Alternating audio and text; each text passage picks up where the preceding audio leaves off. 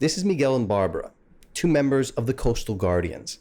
That's a group of more than 200 volunteers that self-organized in the state of Bahia over WhatsApp to respond to the disastrous oil spill that's been covering Brazil's coastline. The spill has impacted more than 600 locations over 10 states, stretching 1,500 miles. It's mind-boggling, and it's far from over.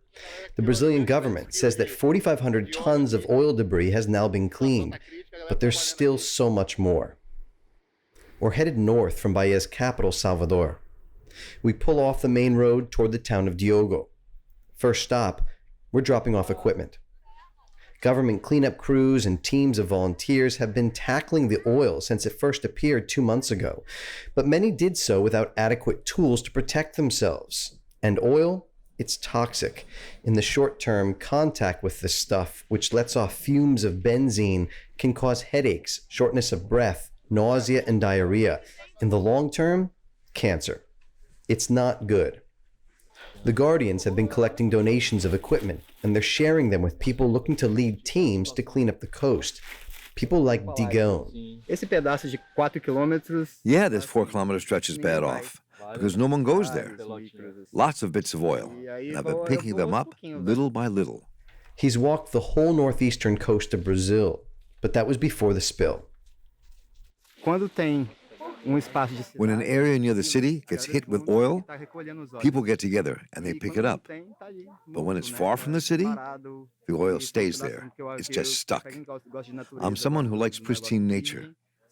Those are the most beautiful spots, and right now, I can only imagine they're covered in oil, because no one is there. They leave him with masks, gloves, and other gear, and then we're off, headed north to the village of Subaúma. Today's not a cleanup day. We're here to check the status of the spill, particularly in the mangrove forests north of town. We don't expect to see much oil here. We're wrong. Look at that.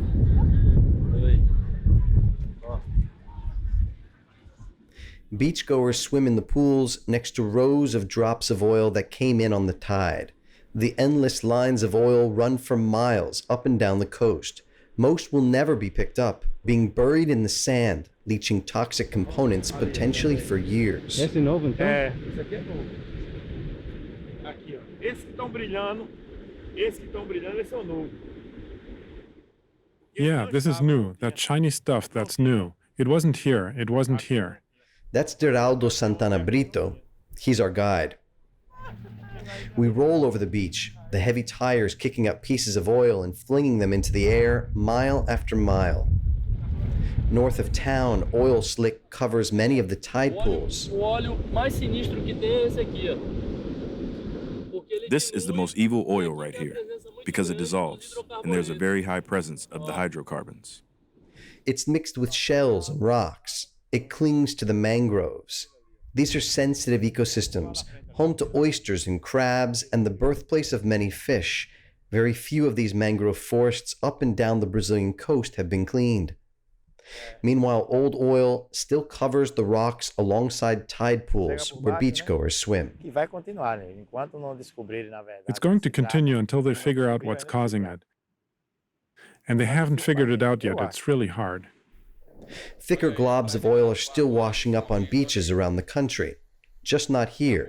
Not right now.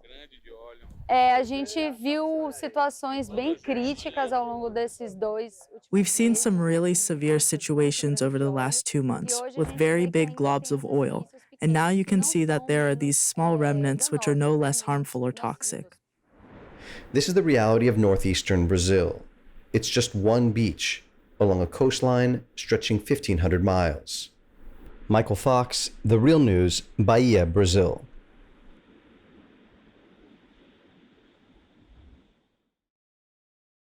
Thanks a lot for watching. Appreciate it. But do us one more solemn favor. Hit the subscribe button below. You know you want to. Stay up on the videos.